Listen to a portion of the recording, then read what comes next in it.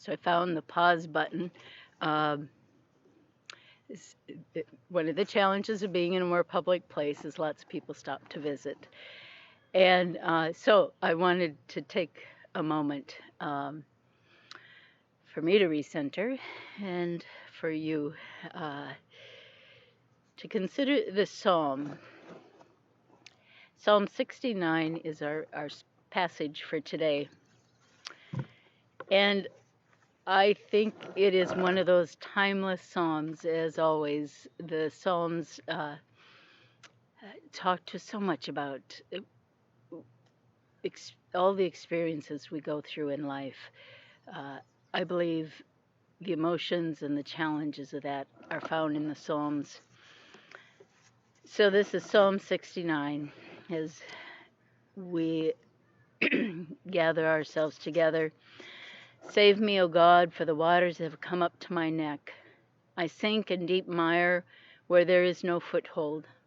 I've come into deep waters, and the flood sweeps over me. I'm weary with my crying, my throat is parched. My eyes grow dim with waiting for my God. More in number than the hairs of my head are those who hate me without cause. Many are those who would destroy me, my enemies who accuse me falsely. What I did not still, must I restore? O God, you know my folly. The wrongs I have done are not hidden from you. It is zeal for your house that has consumed me. The insult of those who insult you have fallen on me. When I humble my soul with fasting, they insulted me for doing so. I am subject of gossip for those who sit at the gate, and the drunkards make songs about me. But as for me, my prayer is to you, O Lord, at an acceptable time, O God. In the abundance of your steadfast love, answer me. With your faithful help, rescue me from sinking in the mire. Let me be delivered from my enemies and from the deep waters. Do not let the floods sweep over me, or the deep swallow me up, or the pit close its mouth over me. Answer me, O Lord, for my steadfast love is good, according to your abundant mercy. Turn to me. Do not hide your face from your servant, for I am in distress. Make haste to answer me. Draw near to me. Redeem me. Set me free because of my enemies.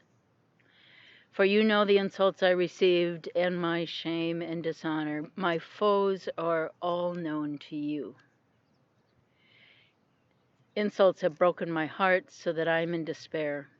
I look for pity for those there was none, and for comforters who found none. I found none. They gave me poison for food, and for my thirst they gave me vinegar to drink. But I am lowly and in pain. Let your salvation, O God, protect me. I will praise the name of God with a song. I will magnify God with thanksgiving.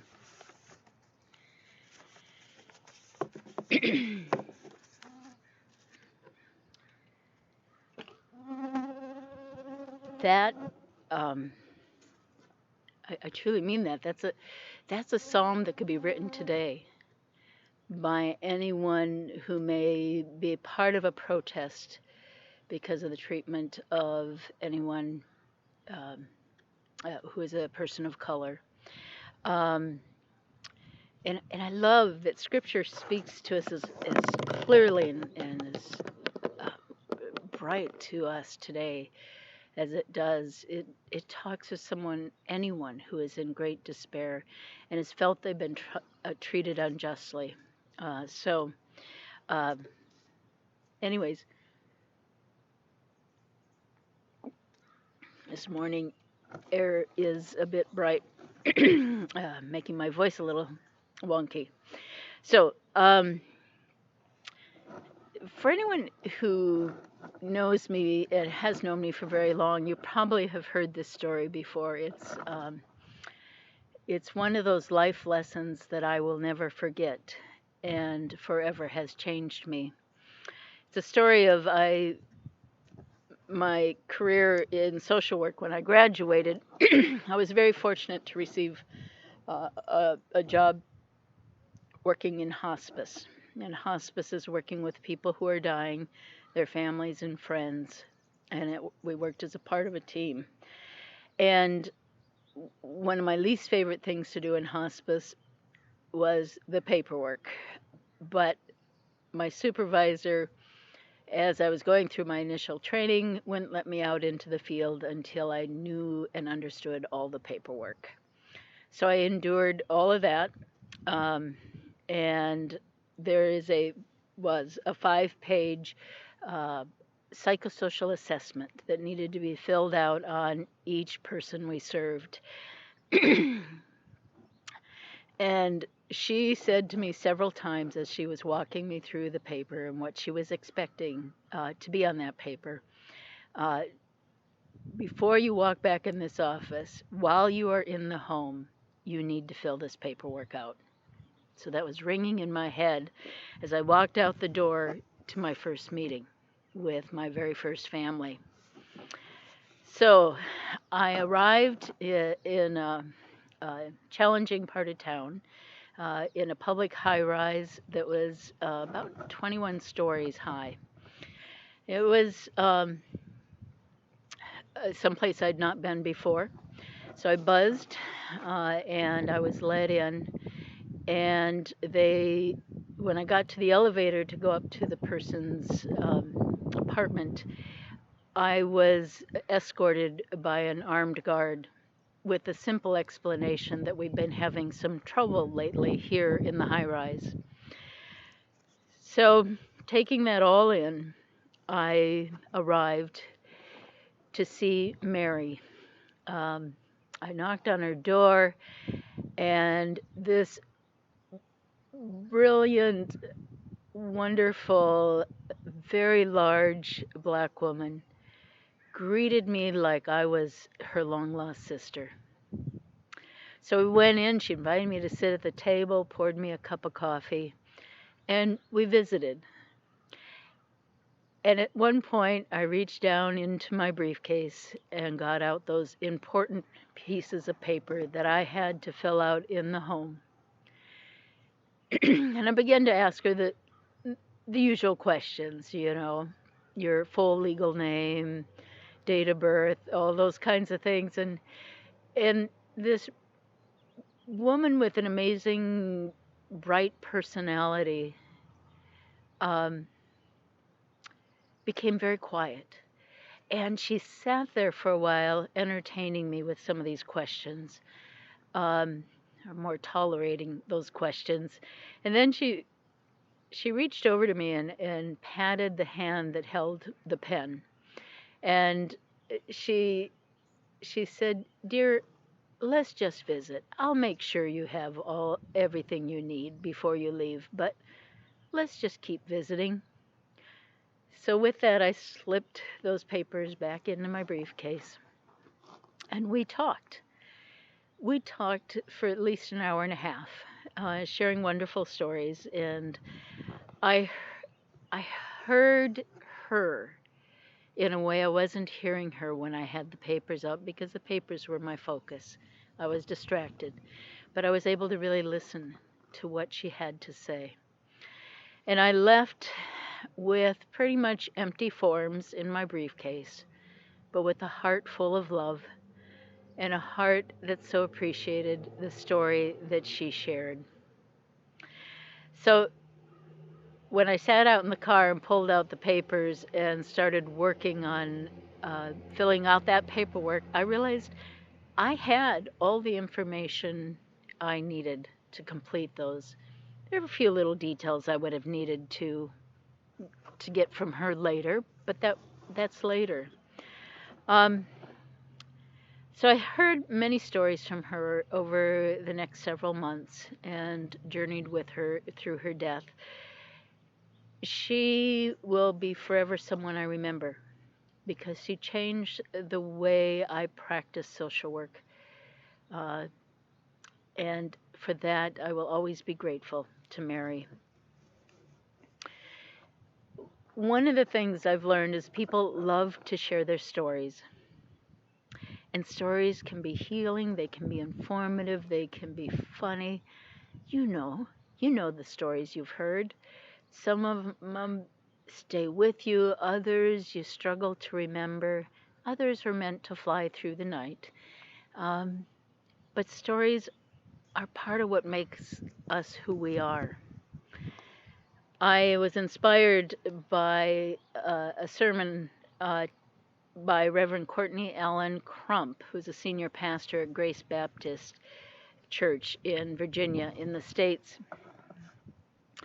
She reminded me of the story of StoryCorps, where Dave Isay started a program where he wanted people to share their stories. And he set up a booth in New York's Grand Central Station, where there are thousands of people a day when it's not COVID that go through there. And that was in 2003.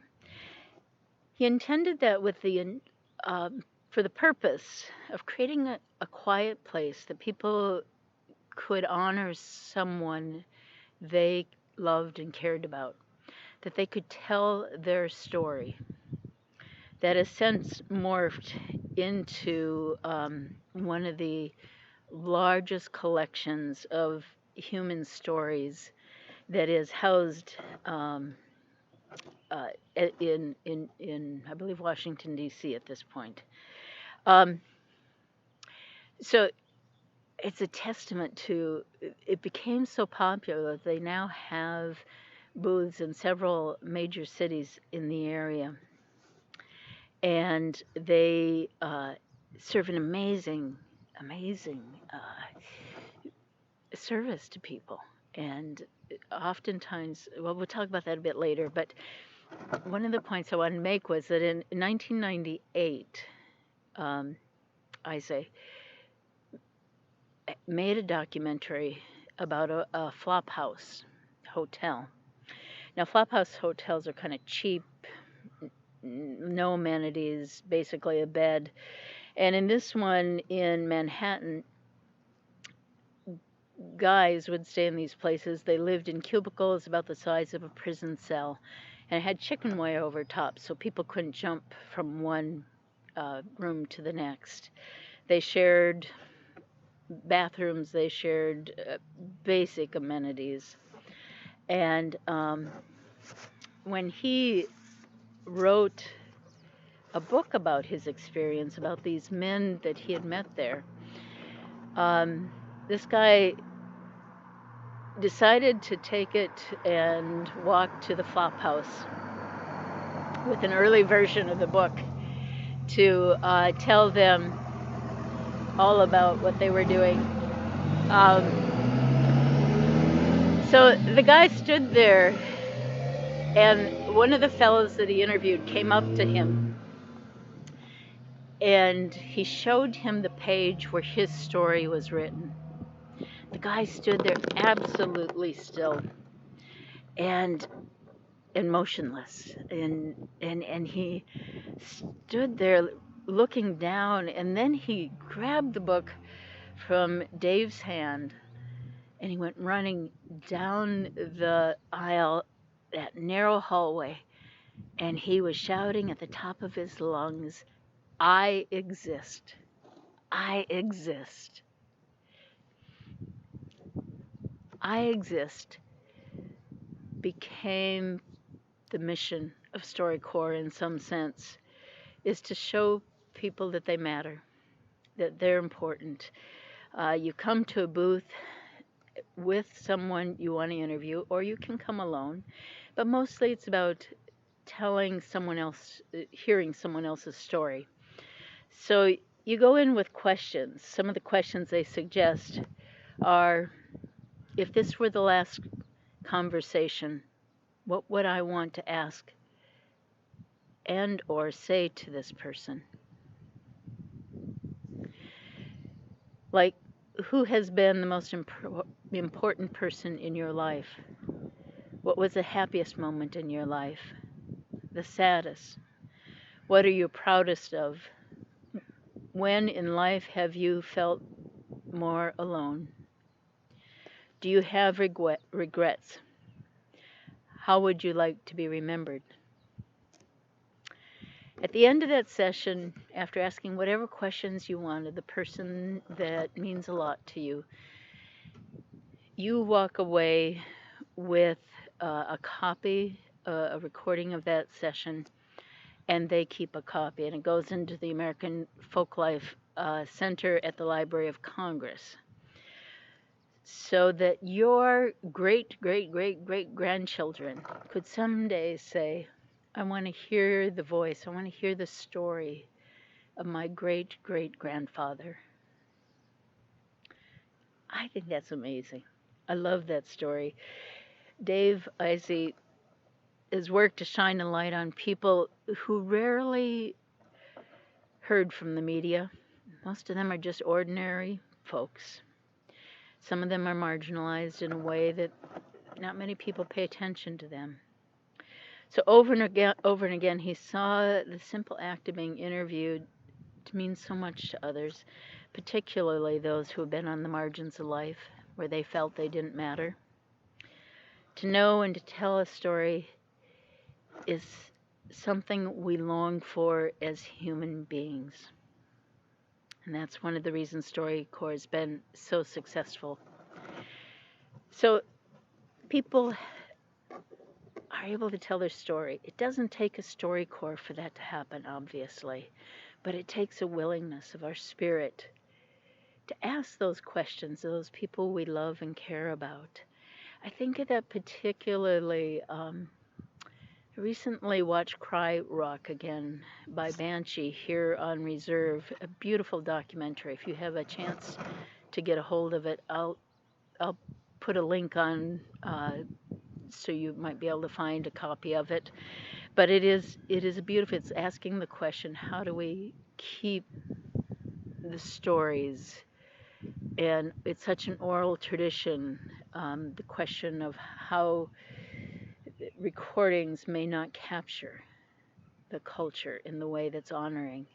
And I hope I'm reflecting that well, but it's a good question to ask. So I wanted to move on to, I thought, a lovely quote by Reverend Crump. We are hardwired to create and to tell stories. Stories have a way with us. We long for them. We make meaning of them. We define ourselves by our stories. We tell stories to learn more about one another. This is a time for storytelling, for truth-telling, of seeking to understand other stories in a deep way, to listen deeply to the pain and the fear and the challenges. It seems God too loves stories, and Jesus knows that telling our stories and listening deeply to the stories of others is holy, even transformative. But in the Jesus movement, again and again and again, room is made for those on the margins to be fully known, to tell their story, to say, I exist. And most importantly, to know and believe I exist in God's sight. There are many marginalized communities that have adopted a folk tune that I have sang many times. It's entitled "Don't Let Anyone Ever Tell You." Don't let anyone ever tell you you are anything less than beautiful. Don't let anyone ever tell you you are less than whole. Don't let anyone ever tell you you are anything less than beautiful. Anyways, I couldn't help but sing that because I've sang that so many times to very different people. It's saying, honor your own story. Don't let someone else define you. Honor who you are and know that you are beautiful. My sight, your sight, and God's sight. And is there any greater joy than to know that deep in your heart? That we exist, that we find ways to hear the story of those who don't often get to tell their stories through truth and reconciliation, through simply sitting on a bench and listening to whoever comes to sit next to you, of course, 6 feet apart. In Psalm 69, it is about that. It's about telling the story, even the story of those that hurt, the stories that are painful to tell. And as I said before, that Psalm 69 is one that could have been written today. Perhaps change some of the wording, but the sentiment behind it is the same. People on the margins need to be heard, and their stories need to be deeply listened to. One of the things in studying about StoryCorps for today, they've started a new program that invites people with very different beliefs, that are very different from each other, to have the courage to come together and ask each other courageous questions and be willing to listen with open heart, open mind, open spirit. And that has been an amazing project. Check it out if you're interested. But I sometimes think, when there's deep disagreement within communities, within individuals, I know it's a bit idealistic, and maybe it is, but it's simple. But how do we listen to each other's story when we're angry, when we're afraid? And what would it be like to really listen to each other and our own concerns and why we're angry, why we're afraid? What's underneath that? How do we look at sharing power in a way that is good for all of us and helpful? So again, I just wanted to quote Reverend Crump in her beautiful sermon. We look for love that is powerful enough to cast out fear, love radical enough to reorder our world, and God entrust all of this to you and to me. And something as fragile as a story. Share that story and listen with open hearts to others, to let them be reminded that they exist, that they matter. And indeed, you do, we do, together. And we share that Jesus story that is powerful in all of our lives. And I wanted to end this part with a reading again from Wagamese. He writes this as a dialogue. He says, "Me, what's the hardest spiritual thing I'm ever going to have to do?" The old woman. "To see every person as a gift." Me. "What kind of gift?" Old woman. "The best kind, based on the way we receive them." Me. "I don't get it." Old woman. "I know, but you will. If we receive others as worthy, lovable, spiritual creatures, perfect just the way they are, you get to see the highest possible version of who you are and get to be that, experience that, and you become a gift to the world." Me. "Sounds hard." The old woman. "The longer you think that, the harder it gets. The funny thing is, she was right." Let's close with a prayer. God, help us to hear each other's stories. Help us to listen deeply to the hard things, the fears, the hate, the deep sadness. May there be a peace as we listen to each other that passes beyond anything we can understand. Pour it into each other's hands and bring it into your hearts. May our awareness of Christ love and lift us as his wings of eagles, that we may find the courage to fly to new heights and see things from a different vantage point. May the Spirit, embodied in wind and fire, song and prayer, be the resting place in silence. Fill us with such longing for equitable justice, for compassionate relationships, that we can do nothing else but answer God's call to remind us all that we exist, that we matter, today and forever. Why? Amen. I'll close with just a panning around, but I will also include in the comment section, this is a song that you can sing along with. It's in More Voices, number 1, and it's Let Us Build a House Where Love Can Live. So, this is downtown Bella Coola. I'm trying, it's a little hard with the sun right now. I want to show the top of that totem pole. I'll see if I can find a picture that I can include in the comment section. These are the four corners. This is the street, Burke Street, that divides. On the right side is the reserve, on the left side is the non-native side. My house is just straight through there, through the bushes with the brown roof. And down the derelict 2-story building is an old theater that's closed. This is the co-op.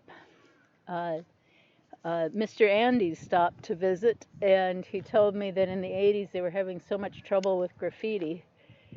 So they commissioned, I believe that's Harry Schooner, to do some native artwork around some of the buildings, and it hasn't been destroyed since then. So that's the co-op, open from 10 to 4:30. On the end is a little cafe. The bus stop, there is a bus that serves this community, and that's a Thunderbird convenience store, open much later, and the hotel, and there's a restaurant in the hotel down at the end. And then there's a gas station, and historic Copa store is down at the end. You can't see it from here. But I'm standing in the middle of this main street here, and that's the RCMP.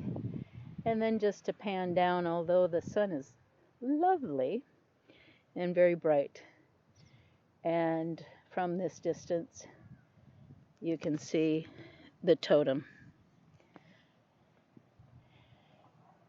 So thank you for joining us in our worship, and blessings on your day, and may peace be with you now and forevermore. Amen.